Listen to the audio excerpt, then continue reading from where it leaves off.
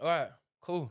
Jimmy, it's good to speak to you, man. We're in a Yeah. different location where I'm usually at. I'm in Brighton today. Sunny Brighton. It's a really good day today, to be fair. Yeah, you smashed it. Yeah, man. So we're obviously in a different setting today because I travelled down for this one. I can't believe you did it. I was so impressed. But, it's nice when you come in and it's literally sunny, beautiful day. 100%. I'm like, showing off, representing. Yeah, for sure. We're gonna have a really good conversation as well, I believe, man. So I think let's just get straight into it. Mm. Introduce yourself to the people. So I am Jimmy the Giant. I make YouTube video essays, quite long videos talking about culture, politics, economy, often trying to sort of debunk some ideas prevalent largely on the right.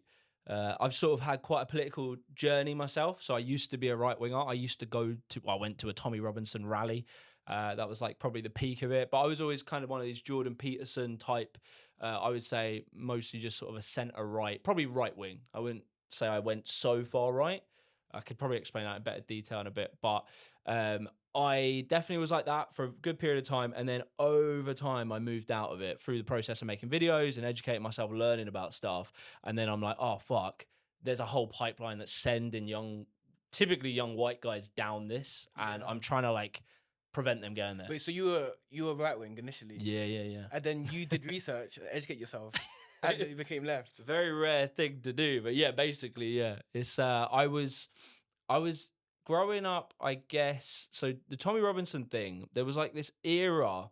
If you were, like 13 years old, growing up on the internet, it was like always. It was like 9/11's an inside job. There was all these like big, interesting documentaries about basically contrarian conspiracy theories on big topics. And I was like an early internet kid. And really, when you're young, you're just looking at this purely because it's interesting. Yeah. Like if you've learned one topic, if you've learned one argument, and then you go online, like, the media is saying 9/11 was this. Yeah. And then you see a video, actually, it was George Bush. You're going to click it. Yeah.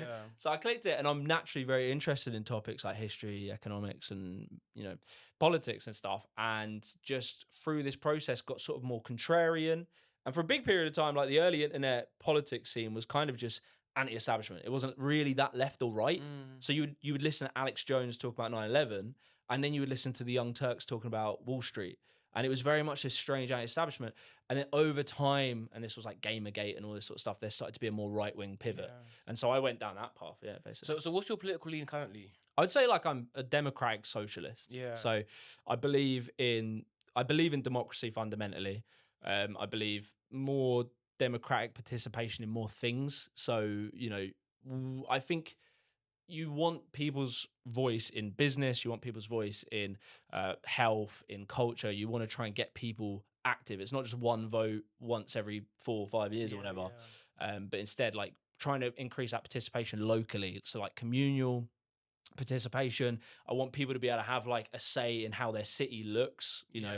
Do we want some big artwork mural on the wall? How do we solve like homelessness in the area? How do we reduce drug usage? How do we do that sort of stuff? And I think people are actually really good at doing that, but we need to like empower them. And then when it comes to like socialism, I guess it's the belief that I think fundamentally a good driving force for society is the idea of social benefit. And there are times where that aligns with, economic capital, business, but there are times where economic capital and business goes against social. Have you got an example of that? Yeah, I suppose like in America, you could talk about healthcare. So it'd be like healthcare, and really in England, because we are starting to privatize our healthcare system. But it's like fundamentally, and housing in the UK, these are industries that when the market is relied on heavily, they don't deliver the best results for the people. Say like gambling or something. Yeah. There are industries that are against the people. So you're saying when it becomes too much about profit, like healthcare in America and housing in the UK, people get left out, and it's not best for society. Exactly. Yeah. And it's like you can, it doesn't mean you need one or the, somewhere like Singapore has a model where the state owns all of the land, but you can buy a house and you can own a house, but you rent it off of so you have a free market in terms of housing, but the land itself is owned by the state. Yeah. So then you can make big collective decisions. You can like create big infrastructure projects that help your economy. You can have good trains. You can have high-speed rail is like a really beneficial thing for an economy generally. But then you can do these mass housing projects, and you can do that in a system where it isn't so, I guess the idea, and I guess this is where right and left look differently at things, is it's slightly more collectivist than it is individualist. Yeah. So in the UK, we really prioritize the individual who owns their individual house, and we give them a lot of power. So if I wanted to build high-speed rail, HS2 being like a good example, it's just really hard to do because the state doesn't own so much land, and then it has to argue for its Yeah, yeah. decision. And it's like there are certain things that are fundamentally good for a country that would benefit us all, but because we put so much power into individuals, Yeah, that and makes then a lot it of comes sense. down to, well, when you pair two individuals against each other, the rich one's going to have a bigger say than the poor one. So the wealthy housing area is going to be able to veto new build houses because they have more Yeah, stake in the yeah. so they're going to pander to their vote because ultimately the house owner, they vote a lot more, and it's just an easy way of winning in politics. Our country is kind of gridlocked by house prices need to always go up. No, that's really interesting. And is the party that you're leaning towards? I feel like the Green Party is where your heart's at the moment. Yeah, I support the Green Party, but I'm very much a pragmatist. So I will work with people who are closer to me than, and I feel like are moving in our direction. So I'm not a purist, but I like the Greens. I think at the moment they're doing good things. I don't like align with everything 100%, but that is a problem on the left. Is often people want, they want the perfect thing rather than to win, Yep, and I yep. think winning is more important. For sure, for sure. Yeah. Let's get into some of the some important topics, right? Yeah, go. So a big thing right now is immigration. Some say we're in a crisis right now. All these different elements. Someone that is more left and supports the Green Party. What are your thoughts on immigration? Is it good? Is it bad? Are we in a crisis? I think immigration is quite a natural process historically, and I think immigration is an economic thing. Yeah, So there are drivers economically that create immigration, and I think in the country, we obviously have a lot of immigration, and in certain places it's done really well. It's like seamless. You have these communities and a lot of, I grew up 2000s and I grew up in Luton, and like all of the culture I've been into really has been an amalgamation of multiculturalism. yeah, So it's quite hard for me to really truly like my identity is sort of wrapped in music and food and all these things that are a product of that. So it's very hard for me to, I guess, truly empathize with someone who's not, from a 90% white place, because yeah. I didn't grow up quite like that. But I would say in the country, like, we do it really well. Like, multiculturalism is done But do pretty you well. think it's an issue that is record high numbers right now of like migration that we're seeing right now? I guess it's like, I can understand the arguments that some people make around about like housing, schooling, healthcare, these kind of things. I can Yeah, understand that. yeah, Um, but you have to always ask, like, why is immigration happening? So what, like, you have different types of immigration. You have obviously like low skill, which I don't really like that term, but that's just what people say. I guess low paid immigration, and then you have high skill, and people sort of like want their cake and they want to eat it, right? So I would argue, in my perfect world, you would have lots of jobs that are main drivers of immigration, like low wage immigration. I would want those jobs to be better paid, so unionized, more collective bargaining powers. And I would want that basically because it improves the wages and the conditions for the worker. And there is a good chance that that might reduce immigration. yeah, But that isn't really like my yeah, prerogative. Like, yeah, I'm not really bothered about that. I look at people as workers, not as ethnic groups, or, I see it yeah, like we're trying to earn money, and you want to try and strengthen the deal that the worker gets. yeah, And so there is a chance, there are jobs in this country effectively that native workers don't really want to do. That could be in healthcare, that could be like cleaning, cleaning jobs, that could be picking fruit, that yeah, could be working with elderly. Those sort of jobs, the native worker, they're not paid very well, yeah, basically. The native worker will typically look at their life and they'll be like, well, I could go and do this job, yeah, or arguably, I could stay at home with my parents. There's like many different options. I could stay yeah, at home with my parents, build up my skills, and get a better job. mm, So that stops like a lot of young people going into these jobs. Or if you're older, you can be like, I could probably gain some government assistance and get a different job in Sainsbury's yeah, or something like that. So we have a protected layer if you're a native worker. yeah, So you don't have to take the shittest job. mm, Whereas the migrant worker, they are on very insecure visas. yeah, They can get kicked out the country. So they come here and they basically have to take the hardest jobs. for sure. They then, yeah. But I think 'cause I feel like I know you're going with this one, Yeah. and I think an argument that a lot of people have, especially with immigration, especially from the left, they argue that if you look at the stats, a larger portion of NHS workers are obviously migrants, construction are migrants. Mm. But then from the right, they argue that, yeah, because as you mentioned, they're paid so low. Yeah, yeah. And do native people not want to work those jobs? A lot of them might do, but the issue is it's not paid enough. Well, yeah, Whereas yeah. if you come from another country and you're seeing these wages, for you it might be amazing for you compared to what you're used to. So that's the argument. It's like, And they are right about that. Yeah. They're right about that, but their solution is wrong. What's the, So the solution would be to improve working conditions. So you basically since Thatcher, we've undermined the ability for workers to organize. So like you can't, if I work as a bin worker and you work as like, I don't know, healthcare or something, and we're being paid bad as healthcare workers, you're not allowed to, and we go on strike, you're not allowed to join me. That's against the law. Our freedom of expression, our freedom to protest, that's against the law. We made that illegal.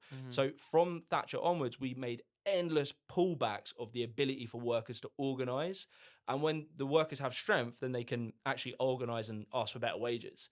So the right-wing argument is 100% correct, but they will never argue for better working conditions and better worker powers. So what they want, ultimately, is to kick out the migrants, and then they want to strip you of your working conditions, because what they're trying to do is make it so that these jobs that are underpaid obviously need doing. The only way you can do it, the only way you'll get natives to do it, kick out the migrants and then remove your benefits. So if you have no safety net, if you have no fallback and no basically way of not doing it, you will do it. So what they're using this immigration thing as is a way of attacking worker rights. Whereas you can agree with the point they're making, but come to the conclusion that, okay, we need to see ourselves as workers and gain more rights as workers. Labour government have done a few things on that. But it's like it needs way more. So you think rather than focus on kicking out the migrants, focus on making the conditions better first? Yeah, that's it. That's exactly it. Because I will sympathise with arguments. If you have like loads of immigrants come to a town, that is going to change how that town feels, and it will happen very quickly. And I can sympathise with that person for feeling that. But if you're never going to, I mean, ultimately, I believe these things over time, given effort and help, and you can smooth that over. But if your argument is going to be, okay, kick them out and then reduce all of our benefits, I mean, like NHS would be another one. You will effectively like have to eventually privatise the NHS because you're gonna lose all those workers, so they're gonna make it a more privatized system over time. And so it's like what we're doing, we're cutting our nose off to spite our face by going down this route. So who do you think is actually to blame here? Because it's hard to get my head around, right? So is the issue that we need to improve the conditions so that native people apply for these jobs, or is the issue that we need to I don't know, like where do we even start? Well, I try and avoid. So I always get accused of like supporting mass migration or some shit like that. I could, if I really wanted to, I could be like, look, my argument, if I wanted to pander to that argument, I could be like, my argument will reduce immigration. But I don't do that because it's the wrong framework, because you're creating tribalized groups between the workers. Whereas you need to see the workers as like a team and then basically argue for more. But a question I do have, do you believe, so when we look at like roles like healthcare and social work, etc., because a big argument I see, especially in my comment section, is that people say they work as healthcare workers, social workers, and they can't understand the staff they're speaking to. Because a lot of them are coming from different countries, they haven't fully assimilated, they can't speak English to their ability. So do you think like these roles should be prioritized for native people just so we on that level understand it, or do you think that's like, it'd be great to have like a certain, I think there is a certain level of English they have to speak, but it would be great. But we have a system, what was it called? There was basically a thing that we funded which taught immigrant workers English, but we cut that. So what we do, we cause problems, and then we don't try and solve them. We use them as weapons to undermine, I would say, the workers eventually. So like any of these problems, they can be solved. Like you can do things, you can help people. Like we understand that we don't have enough healthcare workers as a country, so we have to do migrant labour. We cut off our European migrant labour. So we have to then look further afield. And then when they come and maybe their English isn't perfect, we don't try and help them. We don't try and like give them facilities to learn more English. We go, oh, they don't even speak English. So it's like ultimately all they're trying to do is, and this is right-wing attitude to everything. It's like just create problems, and don't solve it because we can never afford it. We can Yeah. never afford anything. Like we can't Yeah. fix anything. We can't work together as a team because that would be unfair to this group of people. And it's like this constant, like it's like having a business and there's just one guy sat in the corner just fucking finding problems in everything. And anytime a solution gets proposed, it's like, no, shoot it down, shoot it down, shoot it down. And it's like, and then you just get gridlocked and you can't do anything. Yeah. And unfortunately, that argument is all of the media, like a by and large majority of the media in this country is owned by billionaires. A lot of them, Rupert Murdoch, a lot of them very far right. Yeah. They own the papers and they just push these arguments out there. And it's like, it's really difficult because I think there are we as leftists, we can hear the arguments right wingers will make and we will present a solution. Yeah. And you could solve these problems. There will be problems, but it's like you can solve them. But they don't want that. And that's the fundamental problem. Yeah. They're just emotional and angry. Yeah. Yeah. And because it gives them power. You know? Yeah. So like ultimately they can run on it. They run on the problem. So ultimately, you see migration now, especially at being record numbers high, is necessary based on where the economy is going at. Yeah. So you think it's a byproduct of like poorly running the country, basically. Yeah. I would say, like, if you look at Scandinavian nations, they have lower migration. They do have some rules that I guess make it harder, but it's not like they've put up the wall and it's impossible. Yeah. It's just that they don't need as much immigration because they have such high worker standards that you don't need to get someone else to come in to do this low paid job because it's not a low paid job. It's quite hard to have exploitative work in Scandinavia. So they have lower immigration. And anytime you say that to a right winger, they will always say, "Oh, it's because they're a homogenous society." They always find a way. They can never look at it through the economics, but it's just economics, man. Like we fucking conquered the world. We forced everyone to speak English. We destabilize the world endlessly. So then they want to go to somewhere where they see a future and a potential, and that's gonna be England. And also England makes a lot of money from tourism as well, and people coming here. We make a lot of money in that way as well. So that by not having immigration, we're losing out a massive chunk of our income. Which is what we need. And it's like we've just built an economy that needs it, and like I can sympathize that maybe there's a better way of making an economy that doesn't rely on immigration so heavily. I can understand that argument, but it's just never made in good faith whenever someone makes that argument. So we're also seeing record high numbers of asylum seekers come to the country as well, particularly on small boats. I know you had a good conversation with Zach about that as well, Zach Polanski, and he had a few things to say about it. So do you think that's also a big problem, or do you think that this is getting blown out of proportion? Like if you're looking at the country as a whole, they're really leaning on immigration, but we've got things like housing crisis and crazy job market. So I think two questions there: is asylum seeking and illegal immigrants coming here a massive problem, and immigration as a whole, or is it being blown out of proportion? Is this mobile? It's like it's definitely like it's definitely blown out of proportion, but it's like what they do with everything. There's a small problem, and then they focus all effort, resource, and energy into it to just keep us distracted and keep us unable to do anything else. The problem itself is the management of it. So it's like that is the problem. They have to come over via boats because at the end of the day, it's like we never accept that something is going to happen. Like we can never accept that there will be a certain amount of people that are going to do this thing. We can't accept that. So then we try this approach of like crime and punishment, never like try and solve it in like a holistic way where maybe you work with them, help with them. It's like, no, we try and ban it and it never works. So like, we left the EU, we sacrificed what? Like, I don't know how much percentage of our economy. But like I think it's like 6 to 8% of GDP we sacrificed to stop, I don't know, I don't really quite understand. It was sort of immigrants or something. And then it created the problem, which is from other areas. It created the boat crossing because, they used to come on the back of vans. Maybe it wasn't ideal, but at least they weren't dying in the channel. Like, and they also back then would have probably just got into work, like because it was less of a thing. Now they come over on boats, and when they come over on boats, they have to claim asylum. And so, we solve the certain amount of illegal immigrants, so people coming over and working undocumented, right, from probably closing that border. But then they come across on a boat, and now actually they have arguably more rights than they would have had coming on the back of a lorry. So now they have to be housed, they have to be fed. And so what do? We put them in hotels because we're tough on them. We can't incentivize it by allowing them to work. So then we have to leave them in hotels for 2 years, which costs us money. Which, it's like it's not good for anyone. Like no one likes this system. This is what they run on. So they create problems and they run on it. They run on pretending that they're going to solve it. But it seems like, so from their side, they seem like they got a solution, which is to leave the ECHR.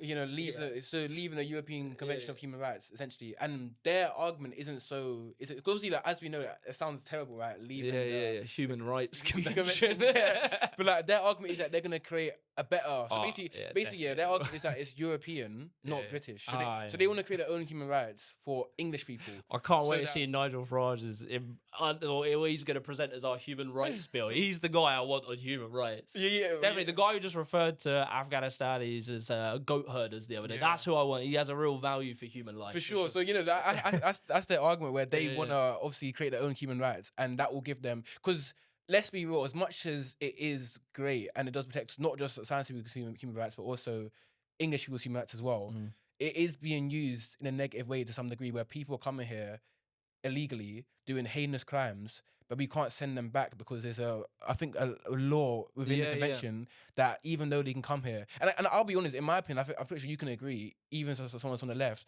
if you come here and do a crime like raping somebody, you should be sent back, bro. Are you not sent back? So I think there's a law where, like, you can't, even if they do a crime, if they're asylum seeking, you can't just send them back. Yeah. So people coming here doing crazy crimes and they're still here. Yeah. So I certainly understand that argument. I do also think in an element that so say someone like kills someone and they're an asylum seeker and say they kill someone.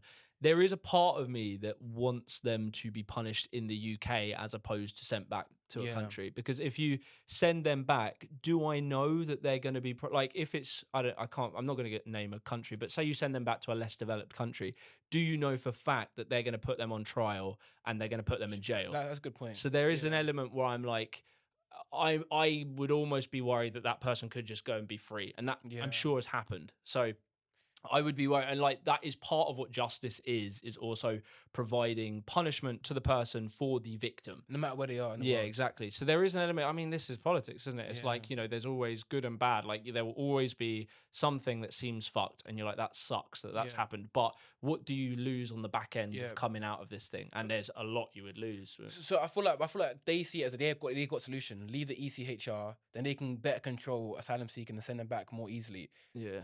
But you've identified that is a problem, right? We can't. It doesn't even work. Do the Greens have a solution? I don't know. I can't. I don't know exactly. Is there any other party that has a solution to? Asylum? Asylum seeking. Like just the fact that we record high numbers, people coming in small boats. Well, I know the Greens' approach would be legalized, like so facilities set up probably in the neighboring countries of destabilized states that would process them. So at that point, like. If you can process someone, you can get them on the books. You can understand if they have a criminal record. Sure. You can survey their mental state. You can give them therapy, or you can put them on certain watch lists or whatever. If there's ways of, but what we've done instead is just say like, okay, we're not going to do that. So they just come over, and then you get anyone. Yeah. So it's like there's actually a way of processing and weeding out if there's. I think stuff's overstated, but if there's terrorists and criminals and drug dealers and stuff like that, you would be more likely able.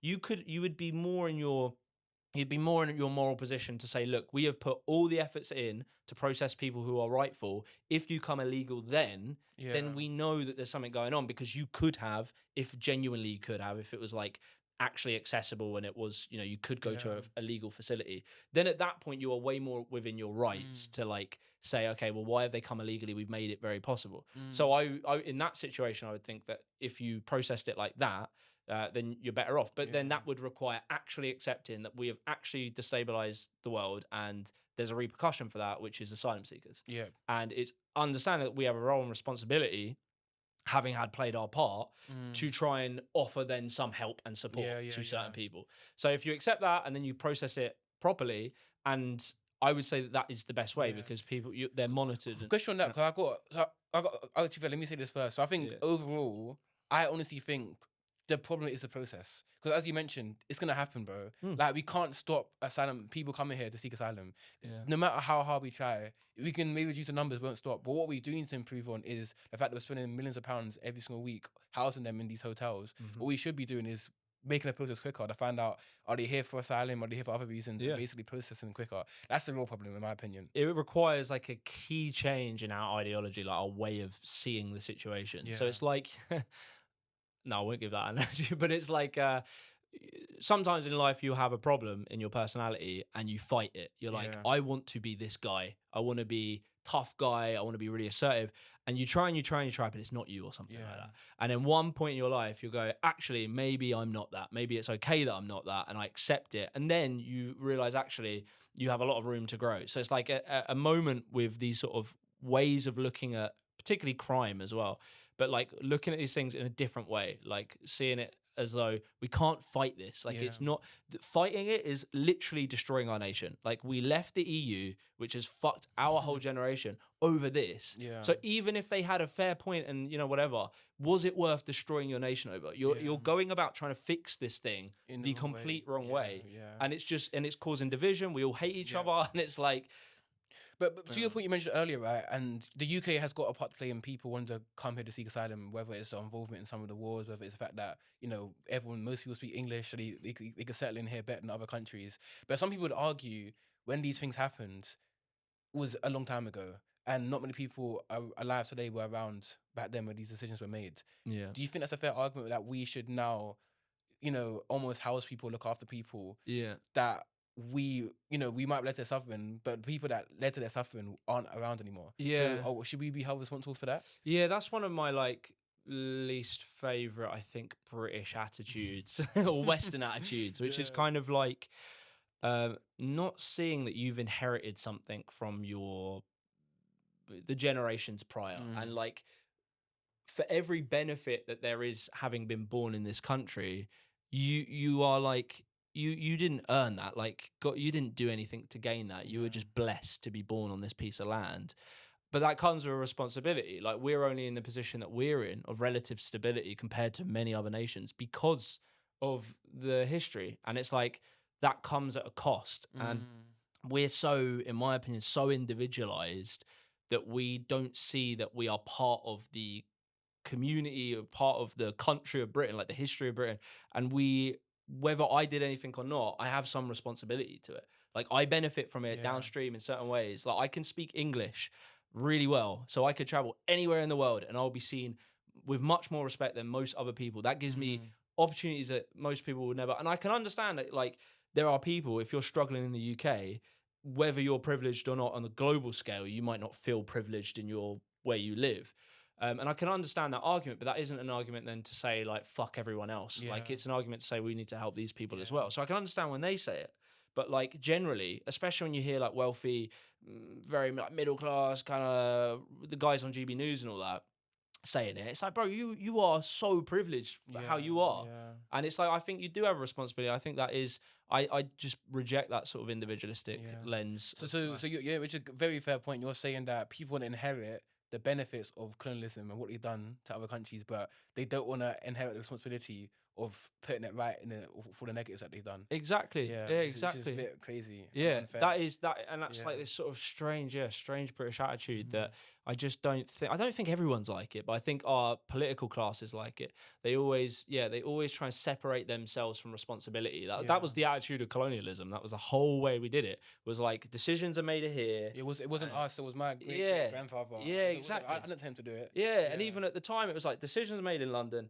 These people enact it. The problems happen over here, and it's so far away. There's so many layers. Who made the decision? Yeah. Who's guilty? And it's like we have this strange attitude when it comes to, I guess, ethics and morals, that we consider intent to be like the most important thing. And it's like, but you can cause the worst destruction in the world not having decided it, but from ripple effects of decisions you've made. There is still a responsibility there. This energy drink is coming back up. But yeah, there's still a level of responsibility, and I think that's like how you should think. Cool. Let's talk about the Green Party. Go on. So you said that that's now where you're more so leaning towards. Yeah. So you think that's what's best for the country. What are some of the policies that you are in favour of? Like, why do you think they're the right party for the UK? I would say Zach just did like a big speech on, I don't know what the platform was, but he did like his sort of plan. I think I saw that. Yeah, and it was pretty nice. And like, so I think he captures the philosophy of how I want Britain to see itself in the world. I think like generally he has this kind of similar understanding, like, you know, we're in a different position now than we were 20, 30 years ago, and we need to start thinking differently. So he, to be honest, he has policies I really agree with, but I would probably go further, like his sort of attitudes So on could tax. you name a couple that you agree with? Yeah, I think probably the wealth tax is pretty strong. Like I Yeah. would go further than it. So could you explain it for the views as well? Like, Yeah, so they want to put, I think it's a 1% wealth tax Yeah. on assets over 10 million and then 2% over 100 million. I might Yeah. be wrong on that, so double check it. But they generally, again, I would want to go further, but Yeah. like that is the so sort you of want to tax direction of people that in that class even further? Yeah, I think And so, and obviously a big argument that people see now is that a lot of wealthy people are leaving the UK. Yeah. I think so. The Greens want to put 1% wealth tax on people earn above a certain threshold. Yeah. And you think it's not enough. You want to actually increase wealth tax. yeah. But and obviously what we've seen is a large number of millionaires leaving the UK every year, particularly ultra net worth millionaires. We saw Anthony Joshua, you know, change the tax residency to Dubai. Yeah. Do you think that by increasing the taxes, we're actually scaring away a lot of wealthy people? Yeah. And I believe I think the top 10% pays 6% of tax in the UK. Top 10% earners pay 30% of taxes. Yeah, and then top Income 1% earners. pay like 6%, something like that. Yeah, So- I think it's 30. I think it's top 1%. I think top 10% pay 30% of the tax. But I think it's like, the wealthiest people in the UK pay So, majority of yeah. the of the So tax. that is true. That is income earning rather than wealth. Okay, Yeah. okay, cool. Yeah. So okay, let's just explain that. Okay. Like, I think that's a big thing. So just to fully round off, you want people that are earning a certain amount of money to be taxed more, Yeah. but people that are earning the most money in the UK contribute to most of the tax. Yeah. And there's a lot of millionaires that are leaving the UK Mhm. for tax reasons. Mhm. So do you feel like by, you know, your beliefs and the Green Party's beliefs of increasing the tax on wealth people, one, are scaring away wealth people from coming here, two, are make people leave at higher rates than we've seen previously? Do you think that's do you think increasing tax on wealth is a problem, or do you think people just blow out of proportion? So it's quite okay. So it's sort of like a philosophical, political philosophy angle, I suppose, Yeah. to that. It's that within your question, there is a loaded assumption that we both think that having billionaires is a fundamentally good thing. Okay. So that's operating from the logic that the more wealthy people we have, the better. That's the built-in logic to that true, question. Yeah. And that's where I would say I disagree with that premise. Yeah. So it's like, if we look at the UK, we have, I think it's 156 billionaires. Yeah. So since 2010, I'm going to have you double check these numbers. Yeah, we will. I'll add it to the screen. So Yeah, double check these numbers. I think 2010 we had 56 or something like that. I think in 2017 we had like maybe 100. So we have, and I think in the 2000s we had like 15. Yeah. And even when you adjust for inflation, it's still like the growth in billionaires has been inordinate. Yeah. So we have only, over the years of austerity and the economic decline since the financial crash of 2008, we have only increased in billionaires. Interesting. By an obscene amount. So the billionaires comes to the UK is actually increasing, or billionaires in the UK. It would be billionaires both created in the UK, but then coming, also ones that have come. Yeah. So and the economy is not getting better. And the economy hasn't got better. Yeah. So when I look at that logic where I'm seeing, okay, so the argument is if we scare all the billionaires away, we get worse off. Well, we did a really good job at inviting them in and we didn't get better off. Yeah. So that kind of logic to me falls apart. So that I start questioning then the premise, do you need billionaires and millionaires? Are billionaires and millionaires a good thing? Do they help or do they destabilize an economy? And I lean towards thinking they destabilize. I think so. Just I don't know, like just from my understanding of how business works, I'd imagine that billionaires coming here, they provide jobs. So, you know, like people come here with their businesses, they provide jobs. Yeah. Which obviously they might not pay tax directly because they might be evading it, but they'll pay tax in regards to like when they hire employees and paid employees money, they'll pay tax in regards to VAT, all these, maybe even like stamp duty, things like that as well. So that's the argument that maybe more billionaires coming here typically shouldn't that be a good thing? Well, yeah. So this was our economic logic from Thatcher. So this was like neoliberal principles is that idea that you allow wealthy people to come, you incentivize them to come, and they will generate wealth. And it's one way of looking at the economy. But when we look in the past, the previous angle was we create big state-led initiatives. So we do mass state employment, we do big infrastructure projects, and then we allow individual business owners to create within that framework. So my perspective is more, you want the state, the people, to create wealth via you know, like certain things, like obviously water. That's another Green Party policy I like, is nationalizing water, nationalizing a lot of like the energy. I would personally, people would disagree with that. I would nationalize the internet. A lot of the infrastructure of this country, I would nationalize. And then on top of that, then you start, and this is what you see again in Scandinavian countries, is they're not people that scare away investors. Because they have a healthy, happy population that are educated and work hard because the state has provided that, then the wealth comes to it, and then it's like growth. So I think there's a qualitative angle when it comes to billionaires and millionaires of what is the type of wealth. A lot of British wealth is tied up in property, like an obscene amount is tied up, and that's like dead money. Like that's a extractive economy. Same, you could argue similar for AI. Like, you know, AI is a job deletion economy. So it's like there's a quality to billionaires. I don't think it's this idea that there is, like, I agree that if you come and you create some brilliant industry, but at a certain point, like what capitalism wants to do is it wants to reduce the workforce. So you have to like fight against that. And I think also what I've found, and I think it's really, and I think I want you to kind of explain the difference between like wealth tax and income tax, because what I've seen, there's this argument that the owner of, so there's an argument that Revolut left the UK, and there was like Revolut left the UK, and you know when they left, there's a lot of jobs they took with them. But when I actually looked into it, that's what happened. Revolut actually built an office in the UK, in London. And when I go into Canary Wharf, you go into London, you see every single major company's got office here. Google, Samsung, all the major banks, Revolut's got, like, they've all got offices in London. Yeah. What happened was the owner went to Dubai, but his company's here. So which you could still argue is a problem, right? Because the owner's now maybe avoiding tax in Dubai, but his company's here. So if anything, I feel like London is doing a good job of attracting the biggest companies in the world to have offices here. So I think the issue isn't even as big as you think it is, because the actual businesses are here providing jobs, but maybe the owners are going away. Yeah. So like, could you? That actual report. So it was by a company called Henley and Partners. Do you know about this? So it's like Henley and Partners are a company that specialize in golden visas. So they get very wealthy people and they try and give them visas where they can just travel around the world and move wherever. Yeah. So they put out a report because it, you know, obviously that's their selling point. So they want to make this thing of billionaires are leaving the country, millionaires are leaving the country. But when you actually crunch the numbers, it's like a really nothing report. So it's 0.3% of all of the millionaires, and the millionaire that left. So that means 99.7 remained. The way they actually measure millionaire itself was based on people with liquid assets. So that's not ones that are tied up at, like, you know, property and stuff like that. It's people who are very flexible, mobile people anyway.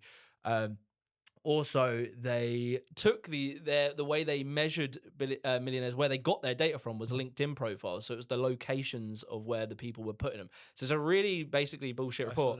And it was 0.3% in 2023. That ignores the fact that in 2017 it was a higher. I think it was more people left then. 2021, I think more people left then. There's been many of them, but the only reason it became major news and there was 10,000 articles published around this was because it was, in my opinion, this is like class warfare type stuff, where they are effectively, they saw that regardless that it went up and down anyway in the past, they don't care about it, they don't talk about it, is because there was one mention of a potential tax on rich people. So they went to work to try and like stop that. And I think, if I'm not mistaken, they won. So even though there was spikes in people leaving in the past, meanwhile, our proportion of millionaires and billionaires has only grown. They only cared about it, the 0.3%, when there was an announcement that there might be a tax. So I'm like not sold on this story at all. I think it was, honestly, when you look into it, I agree. Like, it's a bit scary. I think more needs to be done of like, are millionaires actually leaving the UK?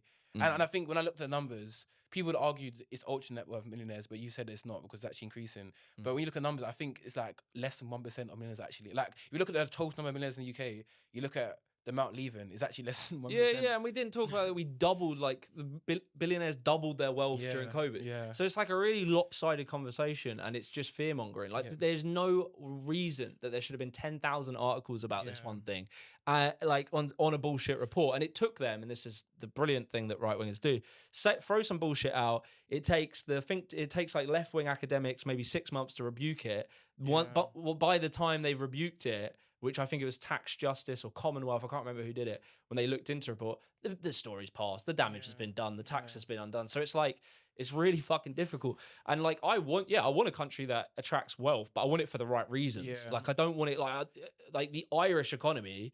Their whole approach is low corporate tax. They've got all the big fucking businesses on earth there, like headquartered, and it's not beneficial to their economy. They don't bring Yeah. that many jobs. They've Yeah. spiked asset prices, and that economy can only be structured in a few places, right? Yeah. If you're all fighting to become the head office for a smaller and smaller pool of businesses, and that's what you're going to do, you're going to deride um, your whole economy, because you're going to have to keep lowering taxes, because one nation will go, you know what, they've done 1%, we'll do 1%, 1%, and you're fighting over these people, for sure, you're right. as opposed to building your own wealth Yeah. sovereignly in the You're country. saying it's a race to the bottom, basically. Like, So, if you yeah, keep yeah. saying, oh, because the buyer didn't charge tax, okay, cool, let's get rid of all our tax, and Yeah. next country's going to go do the same thing. Now it's like, And you'll no one's end gonna up like Dubai, which they have like a workforce much more exploitative, arguably slave-like conditions, and that's the only way you can support that. Because if you don't have a welfare state, if you don't have taxation, then you will just have to have a slave class. You'll have to have people without rights that live in awful conditions, because that's the only way of supporting it. Yeah. Because the fundamental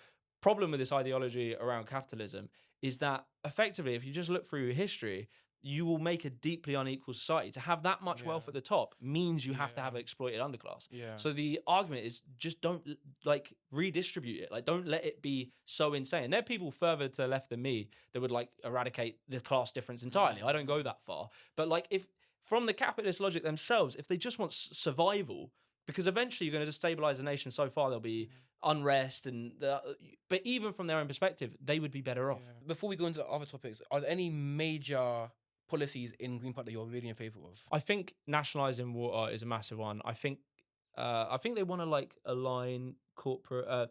What is the tax rates they want to align? I think it's capital gains with. I can't remember off the top of the. So why do you think nationalising water? Like, but go into that a little bit. Yeah, I mean, the sewage thing is fucking insane. Like, they're just pumping sewage into the. They're like 70 billion in debt, and they're doing fuck shit. And who is? Who is the company? Is it I can't remember who the company is. Is it Thames Water, perhaps? I can't remember the private company, but it's a private company anyway that own our water, and they are deeply, deeply, deeply in debt, and we just have to keep paying them for the debt. And it's like, and they're paying dividends to their shareholders, and their shareholders are getting an insane amount of money, and it's like, no, like, it makes no sense. It isn't improving our water supply. Our water quality is getting worse. They're not building enough reservoirs. And it's just, we're operating on this logic, and it's just so dumb. So when you say nationalising water, does that mean that the state will own the water as opposed to private companies? Yeah, which is what every other fucking nation on earth, even America in many places, does it. Like, we are weird that we decided to do So at the this. moment, we're paying a lot of money to private companies that are just not. Yeah, we rent back everything, and then we wonder why our nation's endlessly in debt, because we like all the things that are not. These are natural monopolies. These aren't businesses. You can't go and set up like a water company and try and rival them. You can't do it. It's a natural monopoly. And we've privatized them, and we rent it back, and they have no market incentive to improve the product. So they just let it go to shit and pay out dividends. And It's you a scam, argued that you should nationalise housing as well, because that was. I would in part, I think there is a position for a free market in housing to a degree. So I think the idea of having some private rentals is probably a good thing, just because some people don't want to be set and own a place and live there for their whole life. There will be a class of workers that want, and business owners that need mobility, and renting allows them to live in a place for 2 years. And so there probably is an element of it, but our housing stock, you just need to have a good solid amount of council houses, and then you can have a private rental sector. That makes sense. Probably something like that, So let's look at some of the controversial stuff the Green Party have done then. Yeah. Let's start with, they've been doing some campaigns in Urdu. Yeah. Which is a language that a lot of Muslim people understand, and not so many, native British people. What's your thoughts on that? Is that okay? Yeah, I mean, I think it's okay. Yeah, like, I don't know. Like, if someone made a, like, I guess this is probably a stupid analogy, but like, I am of like skate culture, I'm of like, rap culture. If they get someone who is like cool to me in my world, and he speaks my kind of slang, I'm probably gonna like listen to it. But do you think it's a bit different though? Because like, that's like, it's still in English. Yeah. And like, you can target, like, as a political party, you can target business owners, you can target, other demographics of society. But when you're doing when you're in England, you're talking in a different language. Yeah. Do you think that might say? Because I think a lot of the right wings argue that's lack of unity. Because like, are we all on the same page here? Whereas like, we're in the UK, there's people that do not understand Urdu. We're not taught Urdu in school. Yeah. Why are political leaders using languages in Urdu, Yeah, I think and what is being said, and are we on the same page here? yeah, I guess I would say like maybe right wing or the conservatives in general are like they don't believe that we're a multicultural, multi-ethnic society. So Yeah. they reject that is what we are. So then they push against this sort of stuff. So effectively, like I would imagine all of these people obviously speak English. A very small amount of. But do you think it can send a negative message out? Because like surely, cause you mentioned earlier, we want to have more English people speaking in this country because it's better for all the healthcare systems, all these kind of stuff. Yeah. So surely, like if you want to reach that demographic of people, why not just do the campaign in English? Yeah, Because surely they yeah. should be able to speak English. I think anyway. there's an element of like marketing in the sense that if my wife's being Ukrainian, if a local politician went to a Ukrainian neighborhood, they all speak English, they're all working in the community, they're all doing their thing. But if they did a video that referenced Ukrainian memes or something, they're all going to be sending it in the WhatsApp groups and they're going to be sending it to each other. And it's like, oh, this person actually cares about our group. Yeah. I think, if it was a case that none of these people spoke English and it was like, it's kind of like if you actually look at the polling data of that Gorton and Denton one, you see that there is like disparities among ethnic groups over who voted what. So white people probably more likely voted for reform. Green Party was more likely like ethnically diverse communities. And so this got like a lot of traction, obviously. Yeah. But then when you actually break it down by age demographic and workers, you actually see that it was like workers voted Greens and retired people voted for reform. Yeah. So there's like there's a class disparity there where it's like retired or unemployed people and house owners were voting for reform. The workers are that, and I guess workers are voting for Greens. And I guess it's this understanding that we are a multiracial, multi-ethnic society. I think there should be a standard of English. I think there is a standard of English that is required in this country. I think, but like ultimately, it's understanding that okay, if we are a country that needs immigration because that's how we've set our economy up, and then we're going to defund all of the language facilities, then what do you expect? Like, what do you expect at that point? Like, yeah, some people, it might be worth campaigning to them in their language. I think also, conservatives did it plenty of times in London. There was like Hindu groups, Sikh groups. They're allowed to do it to every other one, but as soon as it's Muslims, then it's a problem. Yeah. So, you can make arguments around it. I'm not like pig-headed about it, but I think it's a bit of a, what's the word? Like, a bit closed-minded. It's a bit like targeted. They just don't like Muslims. Yeah. And I think that brings my next question. So a lot of people from the right. Not much. A lot of white people are taking. Yeah. A lot of people from the right, they would argue that the issue isn't multi-ethnic groups being here; it's multi-cultures. So obviously, even look at language to a degree, different culture, right? Yeah. So like their argument is that they're not racist. What they don't want is different cultures, and if you look at it, I see it to a degree, right? Like I went to China recently. When I went to China, I had to download their payment systems. I had to download their apps. I couldn't ask for fish and chips over there. Like they all spoke Mandarin over there. So I do hear that argument to a degree. But do you think? And I'm pretty sure you've got some ideas on this. Do you think that they're using we can't have too many cultures as a way of saying we can't have too many people that are Muslim or we can't have too many people that are black, and they're just racist behind culture? I think it's where that logic goes. So maybe they do truly, because I think I used to think that when I was on the right, I used to be, I don't have a problem with people from, say like a lot of my mates were like Nigerian, and there's a certain type of immigration that comes from Nigeria that tends to be a bit more affluent, to be honest. So there's like sometimes it's like it's a bit loaded into the roots of immigration. Sometimes there's like a bit of a classism to it that people don't think about. But anyway, so I grew up with like a lot of black kids, and I didn't grow up with many Muslims. And so I was easily targeted by, say, someone like Tommy Robinson, because I could do this thing, and it's a perfect like counter argument, is I'm not racist, I have black mates. And it's true, and I had no problem with black people. But then I could be quite primed towards Muslims because I didn't know about. You can be racist and have black mates. Yeah, exactly. Yeah, and it's like I was very much primed towards disliking Muslims. And what ultimately is the logic of, I guess, racism, xenophobia, is it's just about in-group, out-group bias, right? So that's what they prime on. There's no true logic, it's not really about culture, because at some point when you follow this in-group, out-group, the in-group gets smaller and smaller. and eventually you start turning on people who maybe I've been, because I'm half Irish, I have far right people that want me out the country now. Yeah. I'm sure like it goes that way because, and this is my argument, is that when you follow the politics of exclusion, in-group, out-group, you're trying to optimize towards an outcome, right? You're trying to fix England. Like England has a problem, so you're trying to solve it. And your route to solving it is by making the nation more ethnically or culturally pure, more homogenous. Everyone's the same. But when you follow this pathway, you don't actually improve anything. So it's like, okay, we make it harder for this group. Okay, yeah. Make it harder for this group. All right. So the pools got smaller, the groups got purer. But what, are houses cheap? Houses more affordable? Are jobs better paid? Is Yeah. anything improved? Is the NHS better? Is anything improved? The answer is no. So then they go, well, we're following this logic. It's like you've set out your answer before.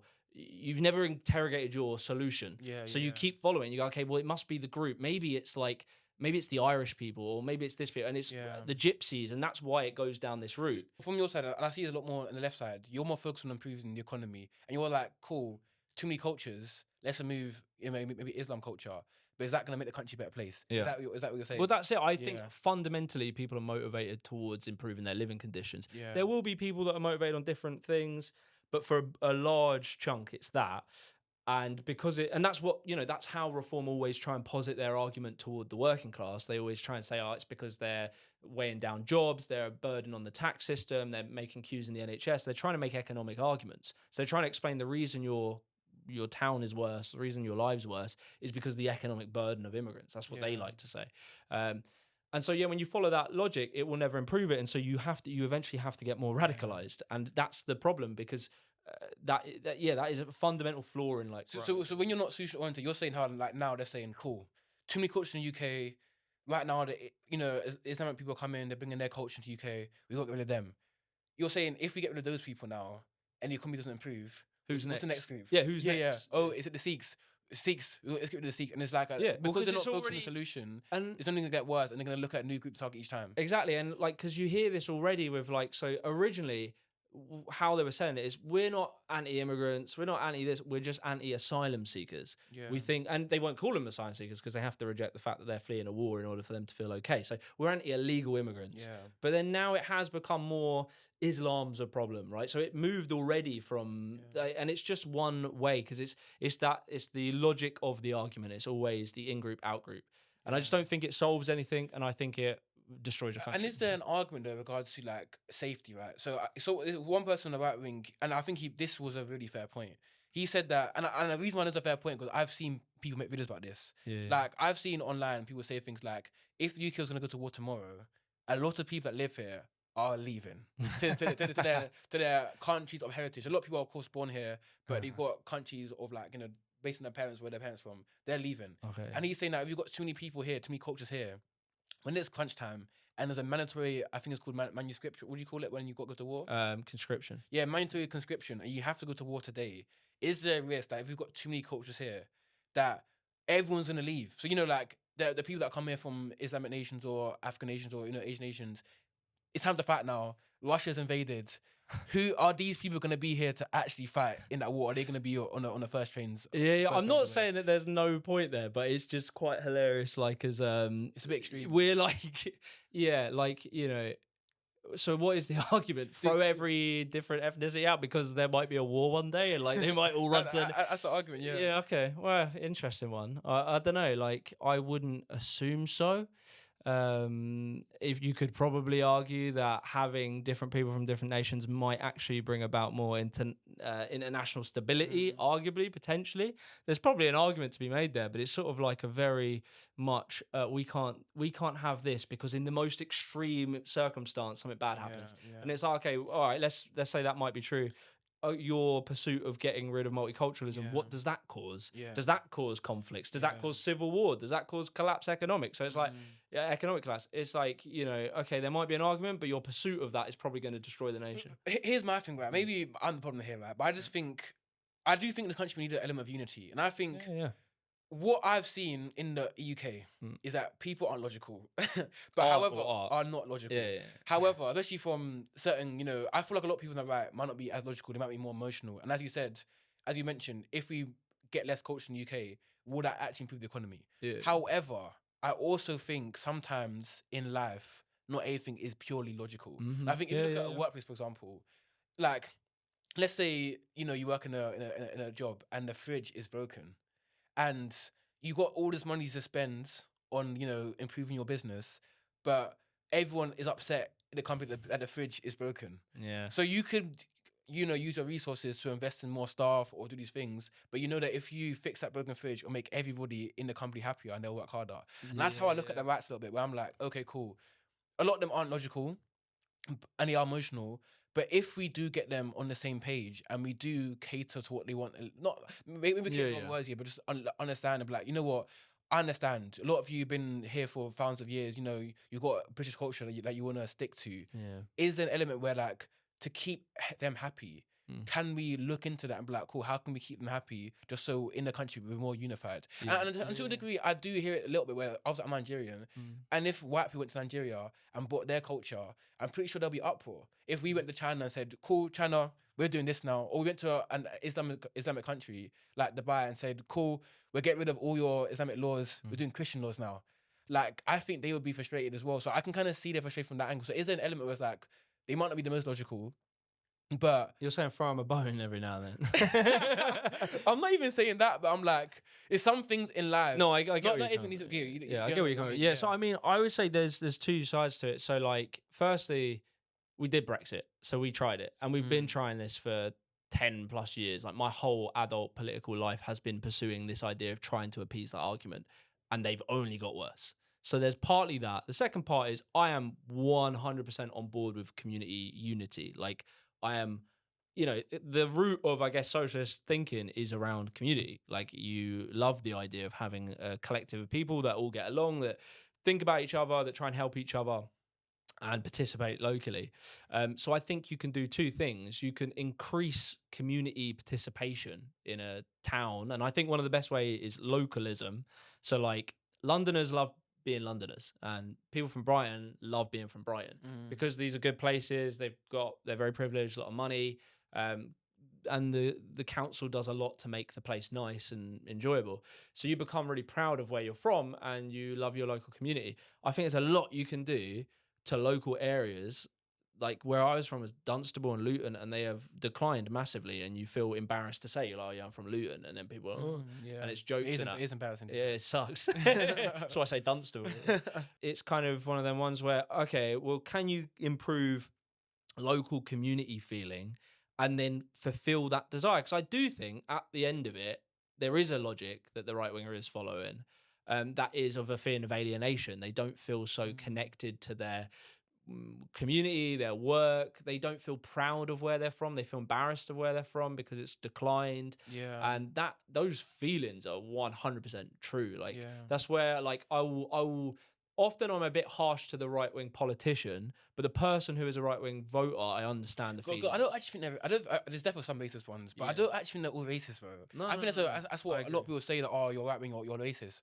I don't think that's the case. I just think these are people that are got of a certain background that just want to feel, as you mentioned, all the words that you used, they want to feel proud of where they're from. And I feel like they feel, when they're looking at the areas and these rundown areas, they don't feel proud. No, they feel embarrassed by it. And they're meant to be British people, and the story of Britain is that we're this big, heroic, royal nation.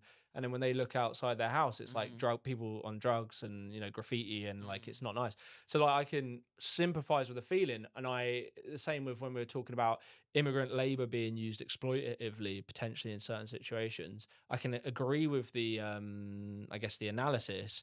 But then I will say how we solve it is not by becoming exclusionary and kicking everyone out. It's like fund communal events. Like from austerity onwards, I think it was like 40% of funding towards like social local community events just went.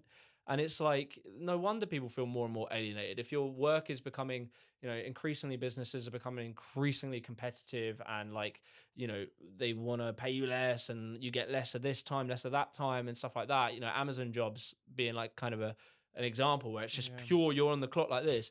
And then you go out in your community and all the funding's cut, you feel alienated. And it's like, and I think this is what us on the left and like the Greens should do, is talk about like a positive future of how Britain could look, like a communal thing where you feel close to your community. There's like big projects, works of art, you know, like events, theaters, you know, all these things that make humans human. Yeah. And like you can fund these into towns and make your town that was once declining like a really nice, enjoyable place to live. Yeah. I think these feelings of like Britain doesn't feel like Britain, I think that quickly goes away because you're now proud. Like culture should always evolve and change. It should always, and that you don't want a nation that's stuck in its way. That's not ideal. Found a few things. Gonna run out of time as Yeah, well. sure. But there's one thing that I forgot to mention earlier, which I want to mention now. So a lot of people on the right are getting increasingly frustrated by a lot of people from certain demographics causing a large amounts of crime. So, you know, there's these Pakistani rape gangs that have been creating, you know, like raping women, etc. All these kind of areas. And he feels though the reason why it's getting brushed under the rug is because people are scared to be called racist. And if I looked into it myself, right? And the argument from the other side is that when you look at the stats, the majority of people that would commit crime, child abuse kind of crimes, is white people. Yeah. However, when I looked into it further, I saw that it's not representative. So it's actually an overrepresentation of Pakistani people committing child abuse crimes as opposed to white people. Just like quickly, you're very close, but it's like they're overrepresented in group-based sexual assault. Okay, cool. And the defined category, I hate to get really nitpicky about this, but it really matters. Is like, yeah, for sure. So the grooming gang category originally was never a police term. It was a media term that was created to describe something that was happening. Yep. But when they did reports, each of the report had a different grouping of what a grooming gang is, like a different definition. Yeah. Some meant that it had to take place in streets, like in the, you know, like taxis picking up girls. Some meant that it had to have a group, like 5 or 6 different perpetrators. Some meant 2. Some said that the victim had to be female. Some said male. So by doing this, what they have found is there is a area, roughly, of sort of like street gangs, slightly related things that happen in the nighttime economy. So this is like taxis, takeaways, sort of thing, that seem to have a disproportionate amount of people who are Pakistani. The way of analyzing that, the grooming gang definition, I think they call it CSEW, would exclude white Protestant churches, white Catholic churches, which would be groups of people. It would be family grooming would be eradicated. So it was like the definition localized it to a certain place. Yeah. Right. Which would make it seem like it's overrepresented. So when you think about who works in taxis, like just picture a taxi driver. Where's he from? Yeah. Ethnic background. Yeah, exactly.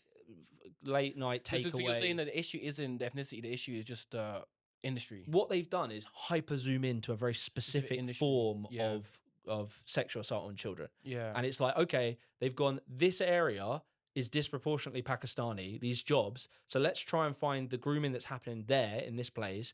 And then it's going to look disproportionate. Yep. But when you zoom out, that's why you have to zoom out to look at all crime.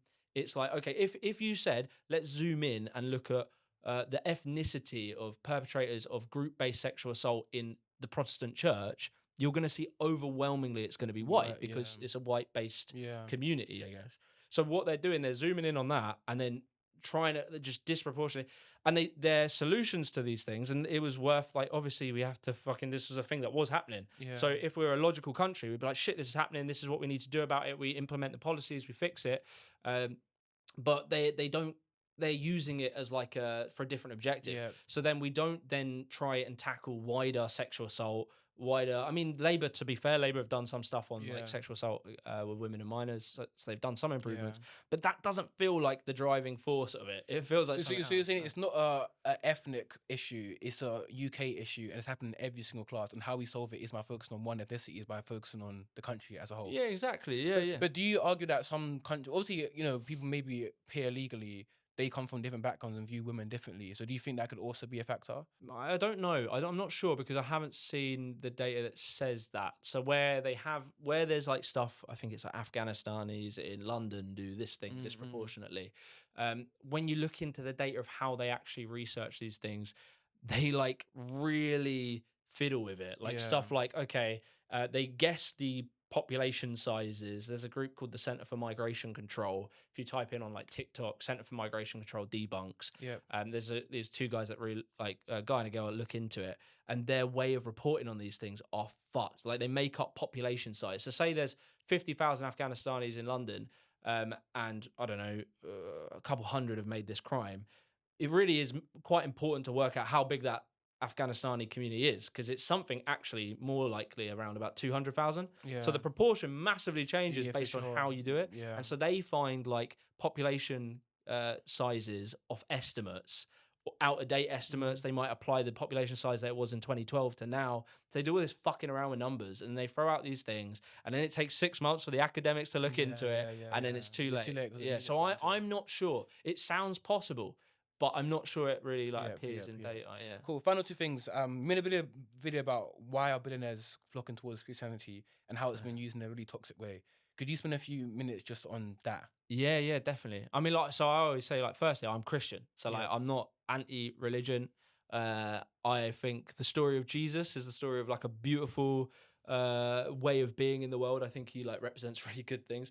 Christian nationalism doesn't care about that. They seldom talk about what Jesus believes or how he behaved. If they did, they would be fucking socialists. Like, but they've become they're using it as a national figure. They like the symbols, they like the aesthetic, and they like the interpretation of the Bible, which is that of like women should be treated a certain way, these minority groups shouldn't be allowed to exist and stuff like that. So it's being used as a power block largely in America, because America has a massive like proportion that still go to church, whereas UK doesn't. So they're getting behind it because there's a thing, I think they were called The Moral Majority by Jerry Falwell, like an old televangelist, like one of these. We used to laugh at it, but it was like Americans will have these TV show evangelizing and these super churches. But they've basically created a way of politically organizing, which is by taking these big churches and feeding political narratives into their population. And they get votes. So they know that if they embed right wing economics, right wing, like Jesus wants you to cut taxes on the rich, and then they go vote, and they come up with these doomsday narratives, these sort of like antichrist messages.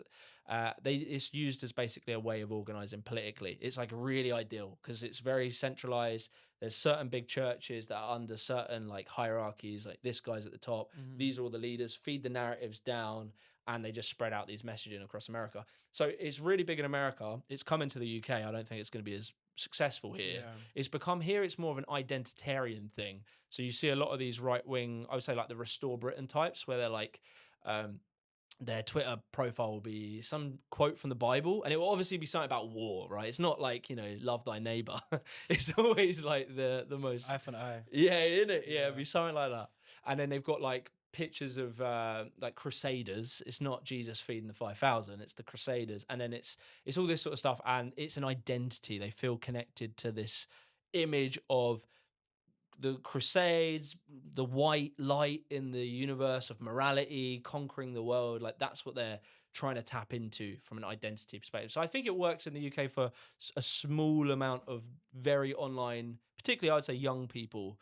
It's small. It's a small amount, but in America, it's a far more organized political pipeline. So you're saying that a lot of people in the UK, in particular, are using Christianity as identity to hold some toxic beliefs, basically. I would say there's a growing amount, but I wouldn't say it's a lot. I think Yeah. like your average Christian in this country is, I mean, like a lot of these Christian nationalists don't like the Church of England. They don't like a lot of, because I don't know, like obviously, yeah, that Christians might not agree with, I don't know, gay marriage or something, but even that, it's not really that true. But like generally Christians don't think of their Christianity. It's a personal spiritual thing. They don't see it as a political identity. So there's this sort of, I think, newly emerging, very online, very organized through all these think tanks, like the sort of Steve Bannon type pipeline, the Turning Point USA, Turning Point UK. I think they're trying to create it as this identitarian thing. Yeah. But I think it's very small, and I don't think it personally be successful. I know over time I've got one last thing that I really want to talk about. This is super important. So it's a really trendy documentary right now on Netflix, Inside the Manosphere. Yeah. And one thing the Manosphere are really big on this thing called looksmaxing. So I think just to end this, I want to get your thoughts on, you know, 'cause I know you did a video about this, just on the Manosphere as a whole. Yeah. Especially as someone that's a socialist and all these things. Yeah. And a looksmaxer myself. And a looksmaxer. Yeah. So what's your thoughts on looksmax and like, what's your overall thoughts on it? I think like, you know, lads should have a nice haircut, look after their skin. I'm blessed. I don't really have to do much to my skin. But like obviously, yeah, great. Focus a little bit on how you look, like smell nice or whatever. But I think it's like ultimately I see it as an extension of the red pill. I think the red pill died. I think it's the idea that your 14-year-old playing Minecraft is going to overnight turn into a multimillionaire and attract all the babes. I think that's a limited run for how many people fall for that. So I think it worked for a while, and all these kids probably signed up to these get rich quick schemes that probably didn't work. And now the next progression, because this is sort of like, again, it's sort of a capitalist thing. What do they call it? Like competitive Advantage. yeah, and like pressure to sort of differentiate yourself. Yeah. So once that red pill thing became so big, now you're not going to grow to being as big as Andrew Tate. He maxed it out, and then how are you going to grow? It's only on its way down after that. Yeah. So someone needs to differentiate themselves. So then you get Clavicular that comes along, and he argues against the red pill. He would say like the red pill, obviously, and he makes good points. He'll say like the red pill, obviously, your average person is not going to become a multimillionaire in order to attract a woman.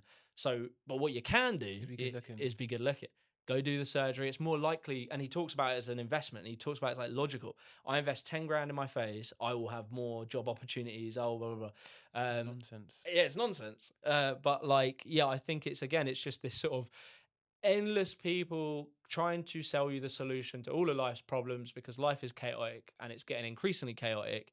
And in a world where the avenues to stability are fewer, if your average young lad can't easily walk into a job, easily buy a house, and easily have kids, the identity crisis that gives them when they're told that they should be a certain way, and I would say in a way they deserve to have some stability and a happy life, but they can't get that. It's very easy for certain business people to see that as a market opportunity, to be like, well, I've got the solution. Yeah, just be better looking, you'll get jobs, you make loads of money. Yeah, and that's why I see it. And I think it's like, it's clever. Like I'm sort of in two minds with people who are like this. I always think they're geniuses. I just think it's so sad that they waste their talents on stuff like this. But they're very smart to spot that opportunity. But yeah, it's like ultimately it's weird. And it's like, ultimately it goes against what actually women typically want. Like women really, and they really tried to tell people, like when the whole feminist stuff was really like popping, they were really trying to say like men need to sort of like focus on how they kind of think about the world and like how they interact with other people, try and reflect. And they would always say get therapy, and like people push that back. Yeah. And it was like, really a woman wants, probably, I don't know, I'm not every woman, but like stability. They want someone who is emotionally grounded and supported. And that's the thing these guys are not progressing with. I've always been on the impression, the controversial take, that looks for men doesn't matter as much. I think men want it to matter so much when it doesn't. I think you can be incredibly successful and not be this, Greek model, and we've seen many examples of that. I think half the people who are like that, that's what drives them, innit? Sure. Yeah, definitely. So I just think that whole idea is weird, and I think for a lot of just not just in life, I think it's your energy, your persona, it's your charisma. That's really what gets you top. It's who you are internally as a person, and then looks without the charisma. And I think people become better looking with charisma and a certain energy, and that's what you should be focusing on. This idea that you can get a chiseled jawline and you'll get better jobs with more women. You're gonna lose the guy with charisma all day. I remember Elliot Rodgers, he was the guy, I don't know if this will fuck up your monetization, but he was a shooter, so you might need to like but yeah, so he was a good looking guy. He was an incel but a good looking guy, but he was probably very autistic. He didn't know how to like operate socially. So it's and like I grew up and I got on this was also what probably led me into being a bit right wing, is I was into that early like pickup artistry stuff. But it was a bit different than I guess what it is now. It was basically telling you effectively, build your confidence. There was a period of time, and this was when the market was at this point, where the sales pitch was be yourself, be confident. And there was some like toxic stuff now I look back, but like the general argument was just be yourself, be confident, and put yourself out there. Even like you might not be able to become like Mr. Charisma, but you might be able to work out who you are and put yourself in situations where you'll meet people. Because like... And find who's right for you based on who you are and who truly fits with you. I think all attraction is about attracting people that fit who you truly are. And I feel like it's so obvious to see through with someone that isn't truly them. And you can be the best looking, but if you're insecure, that's probably the most unattractive feature you could have. And like what a lot of these guys, because they're probably, the ones who really follow this stuff, they've probably never dated or something. But the thing that will blow their mind if they ever get better at dating or whatever is they will have a date one day of a good looking woman who on paper they would be like, that's beautiful, like I should want this, and they have no chemistry. Yeah. And then they'll be like, oh fuck, maybe there's more to this. Yeah, maybe meant to be better looking. Yeah, exactly. Yeah. But yeah, it's sort of, I guess that's the thing. I always focus more on charisma. But even still, I wouldn't say, I don't think you need to be Mr. Charisma. I think you can be, charisma just really means sort of knowing yourself. Exactly, yeah. I So think you that's what don't, it is. charisma can look different in different Yeah. people. So some people it's really loud extrovert. Some people it's just, I'm really comfortable, quiet. And there will be a person that attracts you. But the most important thing is getting yourself into situations where you can meet different people. Yeah. And you'll have 100 dates and it will all not work, and then one person will match. Yeah. And that's the thing. It's just casting the net. And again, as like a socialist or whatever, it's like I would always want to try and increase the places in which people can meet, you know, third places, community spaces and stuff like that, where we have more opportunity to spend more time rather than hunkered in our bedrooms because it's the most affordable way of spending your time. Alignment. Yeah. Cool. Thank you so much, bro. That was fun. good. That was Yeah, sick. I good. really enjoyed that. Yeah, I thanks appreciate so it, much. man. That's sick. Yeah, it can be fun. Yeah, If I like you, not joking. No, Yeah, thanks yeah. so much for coming on. Really good discussion. Hope you guys enjoyed it. And yeah, see you all soon.